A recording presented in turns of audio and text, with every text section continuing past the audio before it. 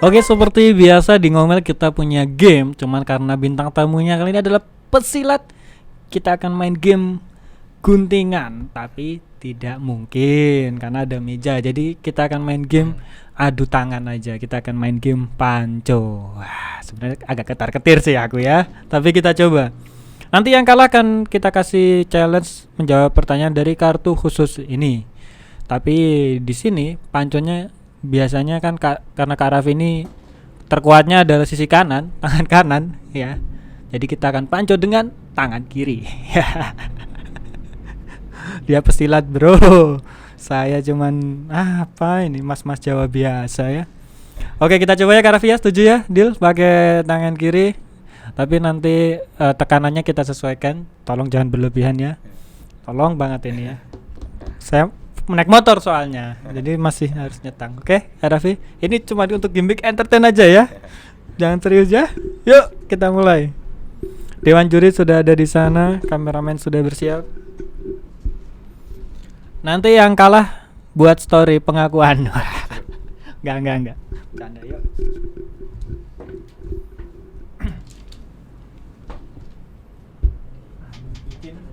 Ada ini enggak kertas amat sih? Sana. Licin enggak? Udah licin enggak? Enggak. Asal Soalnya kamu pakai siku. iya. Yuk. Beda bro. Keker banget bro. Yuk. Siap. 1, 2, 3.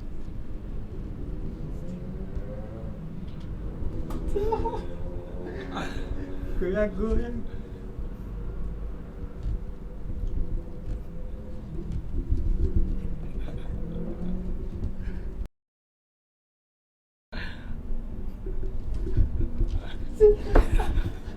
Oke, apa sudah Kak Raffi? Ada OB lagi ngepel.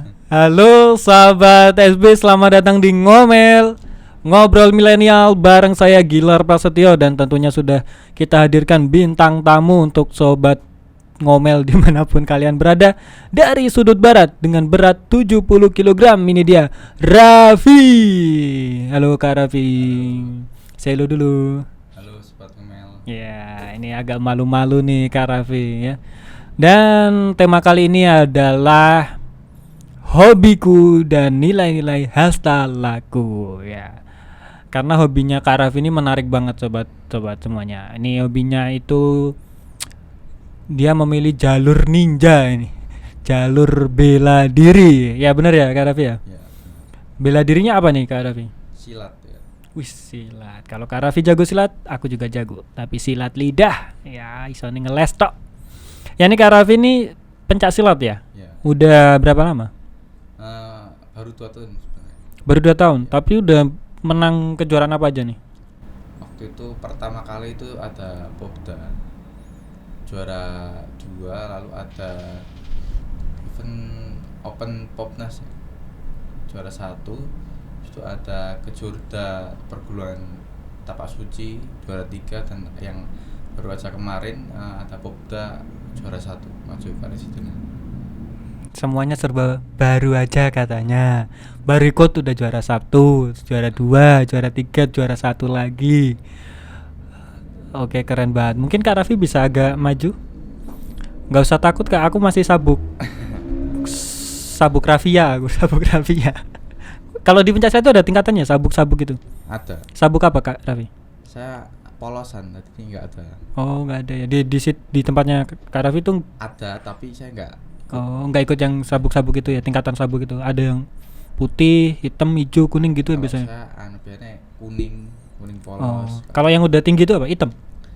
Ya hitam. Hitam. Oh, kalau dulu SMA aku tuh pernah karate. Enggak. Ikut ekstra karate, cuman waktu itu terus lihat pas turnamennya, fight-nya itu, kayaknya aku gak cocok di karate gitu, terus aku gak ikut gitu. Karena ini aja sih, apa ya, takut cedera aku jujur. Soalnya aku pernah cedera juga waktu di SSB. Kalau Kak Raffi selama menjalani bela diri pencak silat ini pernah cedera nggak? Nggak parah, cuman kadang kayak habis main gitu jempol kakinya mungkin bengkak. ngapain tuh? Kok bisa jempolnya yang bengkak itu? Banyak nendang Oh. maksudnya jempolnya biasanya sama persendian sih biasanya. Oh, boleh agak mundur aja. Takut ditendang aku ya. Enggak nih Kak Raffi. Udah banyak penghargaan tadi. Baru 2 tahun ikut. Ada ini enggak sih tipsnya untuk gimana sih biasanya persiapan ketika mau ikut perlombaan gitu yang perlu dipersiapkan? Ya ada 3. yaitu Apa aja tuh? pertama berat badan ya, karena berat badan ini penting karena di satu kelas itu minimal berat badannya itu 5 kilo dari minimum ke maksimum. Pokoknya saya kelas H itu ada di 67 sampai 71. Harus nyimbangin gitu, jadi harus di antara 67 sampai 71, nggak boleh over maupun kurang. Oh, kelas H ya itu. Ya, kelas H. Kalau kelas W nggak ada. Sampai apa sih kelasnya? A B C D E F G H I bebas ya. Oh, sama bebas. Bebas. Oh. Dan itu berat badan berarti ngaruhnya ke pola makan ya? Iya, buat makan Apa? sama olahraga. Makannya apa? Yang protein gitu tuh. Kalau saya sih biasanya ngurangin nasi. Oh, malah kurangin nasi? Iya, kurangin nasi. Kenapa? Dan- Kenapa malah karbo? Karena takutnya over gitu. Oh, karena lebih butuh proteinnya ya dibanding kalau untuk bentuk otot kan ya. Benar. Terus tadi selain berat badan apa lagi? Ada latihan fisik ya, seperti jogging, lari, skippingan, push up, sit up, pick up, pull up, dan banyak lagi. Oh, oke. Boleh ngomongnya agak dekat dengan mic? Oke. Ya, terus tadi berat badan udah, latihan fisiknya tadi udah, apalagi yang ketiga? Satu lagi itu mental. Oh. Harus punya mental kuat. Mentalnya harus kuat Ya, ya. karena kalau 3 itu kalau 2 itu ada, mental nggak ada kan sama aja, Iya. bohong. Berarti kalau nggak punya mental nanti pas diserang mental ya. Ya. Ya oke, Kak Raffi tadi udah dikasih tips tuh 3 treatmentnya. Pertama tadi berat badan, latihan fisik sama mental. Nah, sekarang kita bahas soal fenomena dunia perpencak silatan Indonesia nih. Biasanya tuh kan antar perguruan itu biasanya ada konflik-konflik ya, entah itu konflik apapun lah itu, entah karena mungkin diawali dari konflik personal terus akhirnya bawa-bawa ke perguruan, atau mungkin karena yang baru-baru biasanya juga yang baru masuk tuh ngerasa lebih sombong gitu, terus akhirnya buat onar gara-gara. Nah, menyikapi konflik-konflik kayak gitu gimana menurut Kak Raffi? Konfliknya itu ya menurut saya sangat merugikan ya buat perguruan tersebut malahan, karena itu termasuk oknum yang merugikan perguruan tersebut.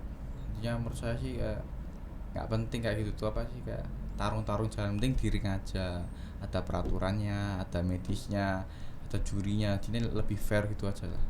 Oh, nah itu tuh berarti kalau fight ya di ring aja, jangan di jalanan gitu, jangan buat onar. Itu tadi oknum-oknum ya yang akhirnya merugikan nama besar dari perguruannya.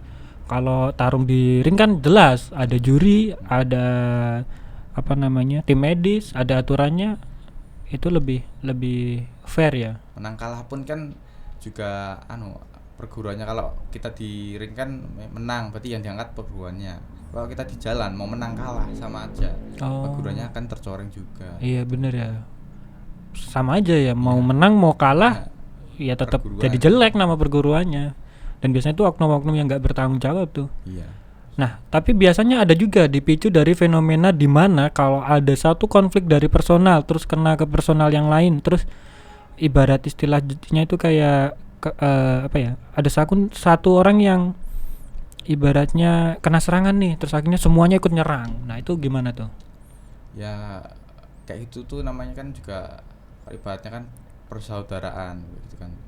Jadi kayak gitu tuh boleh, tapi kita harus menyikapinya dengan masalah itu apa sih inti masalahnya. Kalau kita bisa selesaikan dengan damai tanpa ada keributan, ya lebih baik sih menurut saya.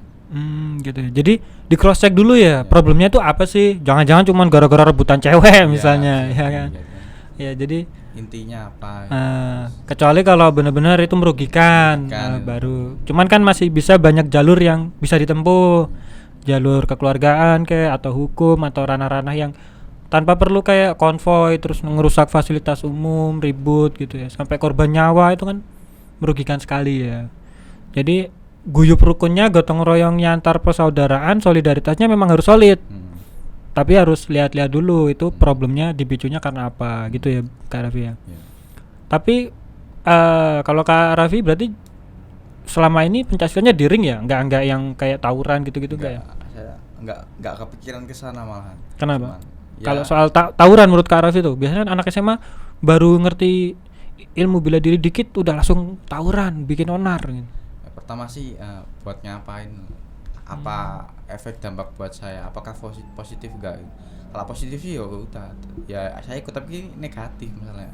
Artinya beli ya daripada tarung di jalan, mending ya di ring aja. Saya bisa dapat sertifikat, saya bisa menggunakan untuk ke jenjang selanjutnya. Oh, bisa untuk jenjang karir ya, mungkin Ya. bisa jadi atlet malah ya kan? Amin. Ya. Tapi pengen juga jadi atlet. Pengen. Bagus. Sekali udah menang beberapa kejuaraan, bisa tuh kalau ditekunin ya.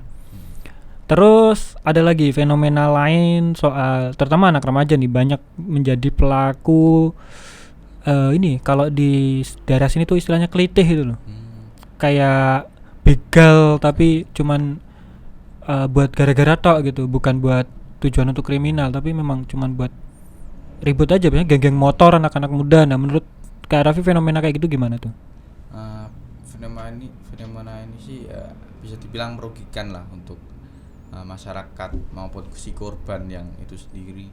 Sama apa sih itu fungsinya, mau apa gitu. Tujuannya gitu. Tujuannya itu apa? Saya bingung. Kalau begal kan misalnya begal, tapi kan saya ada barang nih yang mau diantar. Emang pencuri lah ya, ibaratnya. tapi kalau kritik barang enggak mau ngapain, jadi bingung.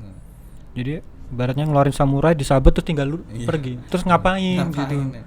Dan kasihan kan, itu biasanya korbannya kan orang umum, random aja gitu, random. yang pengendara motor pulang malam, pulang kerja gitu. Iya ya, dan biasanya yang bikin heran pelakunya itu kebanyakan anak di bawah umur ya. Motivasinya apa gitu? Kalau anak di bawah UMR, nah jelas motivasinya ekonomi, Nggak punya duit. nggak punya duit. Kalau di bawah umur ini loh motivasinya apa? Apa cuman buat pride, kayak gengsi, Mungkin. untuk kebanggaan gitu, kayak biasa kan kalau jadi jagoan gitu, jadi disegani di sekolah gitu. Gimana? Ya mungkin itu faktornya, tapi saya sih nggak tahu soalnya belum pernah ngalamin juga. Belum pernah ngalamin ya, jadi korban maupun pelaku apalagi ya, jangan ya, jangan. Terus Pancasilat itu kan identik dengan kekerasan ya Kak Raffi ya. Ada nggak sih sisi humanismenya dalam Pencaksilat itu?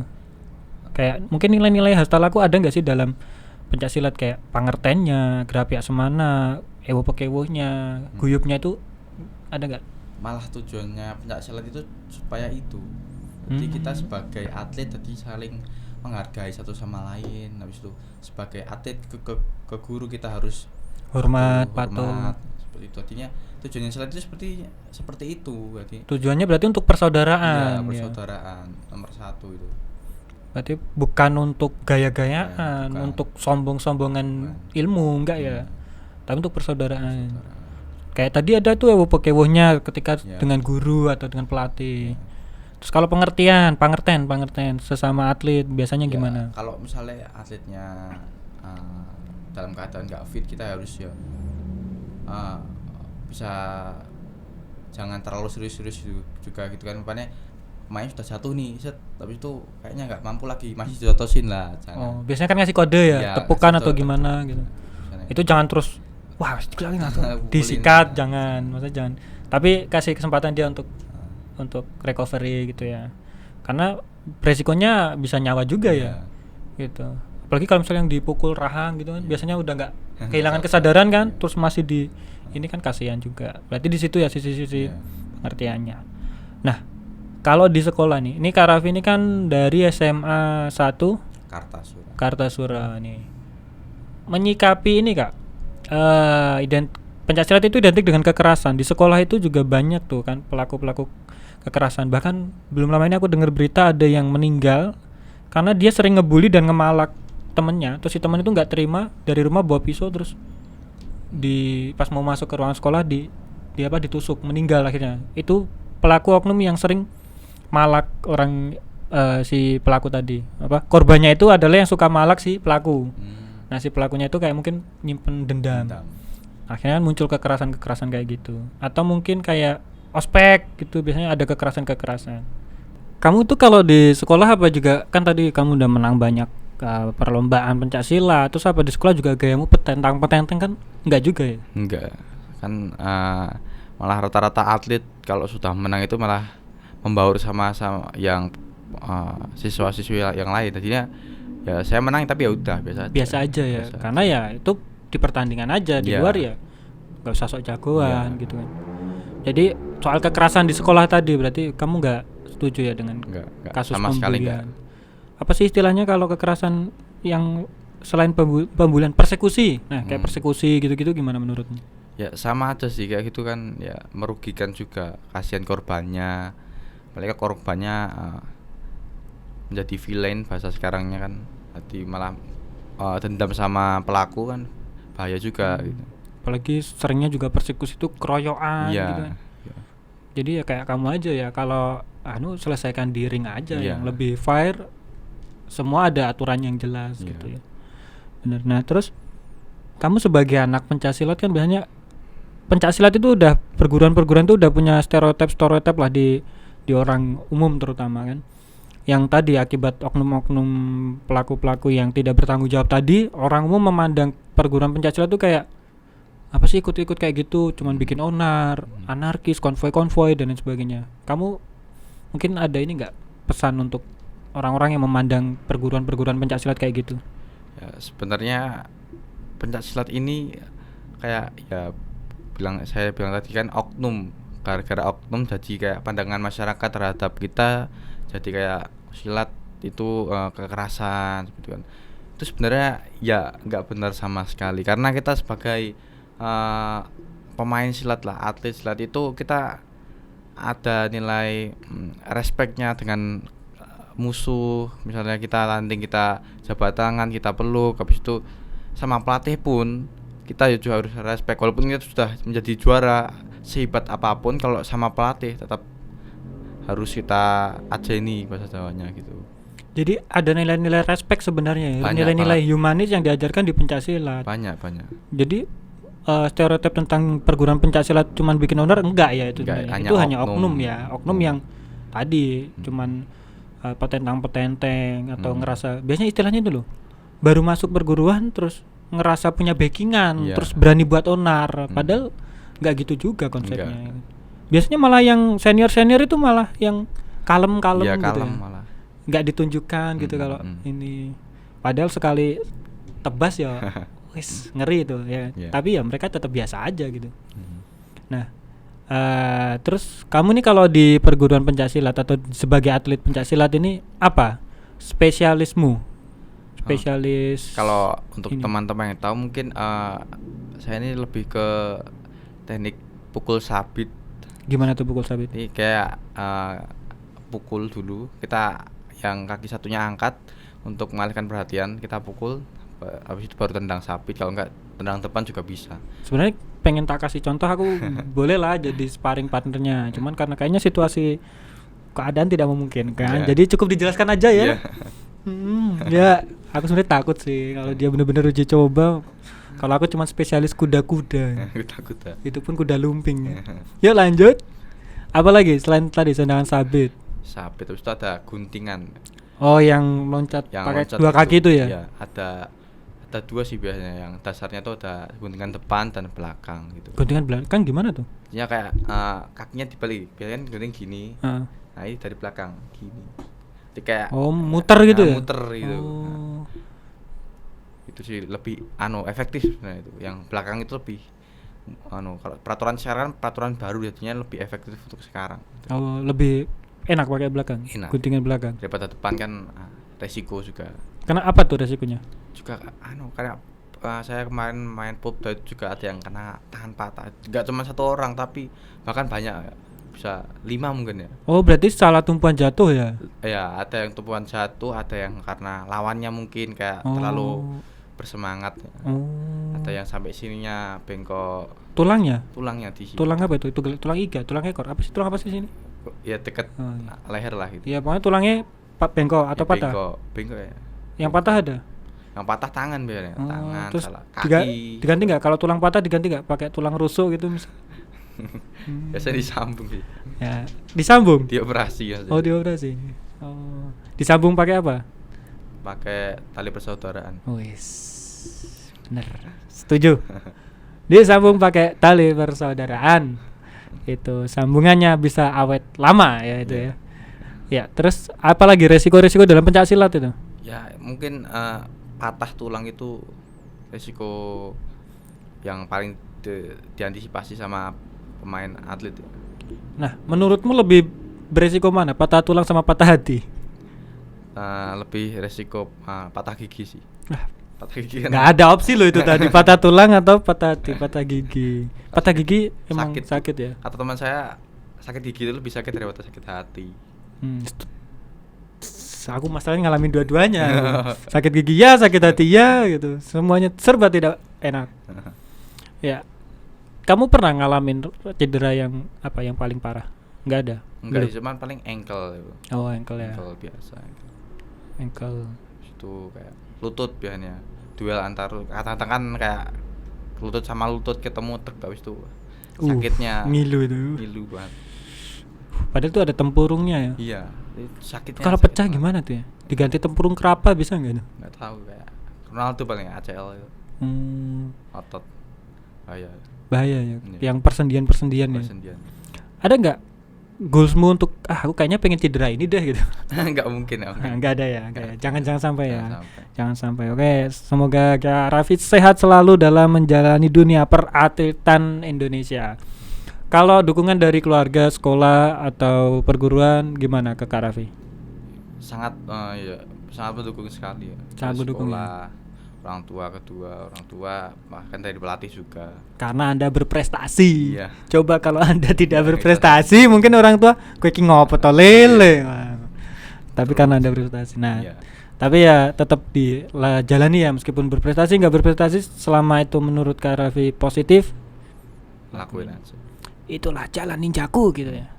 Oke, terus harapan untuk dunia pencak silatan Indonesia ini apa? Harapannya sih ya damai aja, nggak usah ada tawur-tawuran lagi, kayak udah stop sampai situ aja. Kalau ada permasalahan bisa dibicarakan daripada harus melewat kayak kita tarung enggak.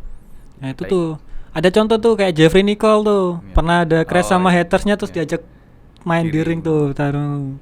Itu lebih bagus sebenarnya sih. Nah lebih bagus tuh, lebih naikin engagement soalnya secara entertain ya. Maksudnya itu malah bisa jadi hiburan ya kan, tidak merugikan malah jadi hiburan ya. Ya.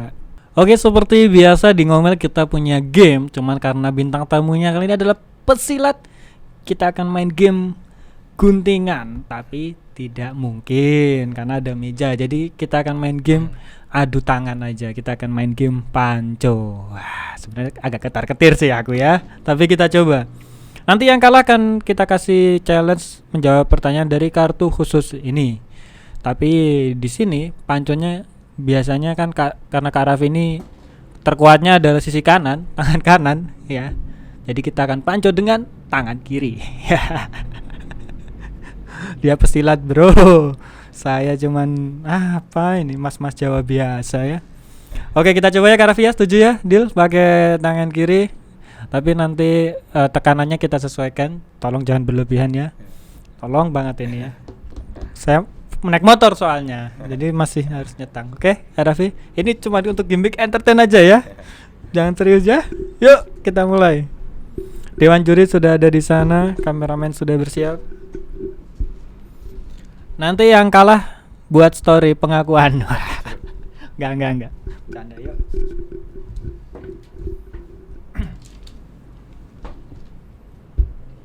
Bikin ada ini enggak kertas apa? Aman sih. Sana.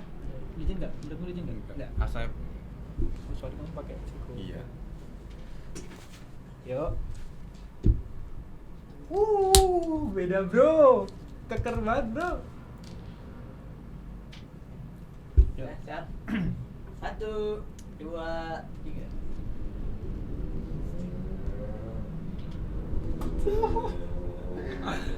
Goyang-goyang.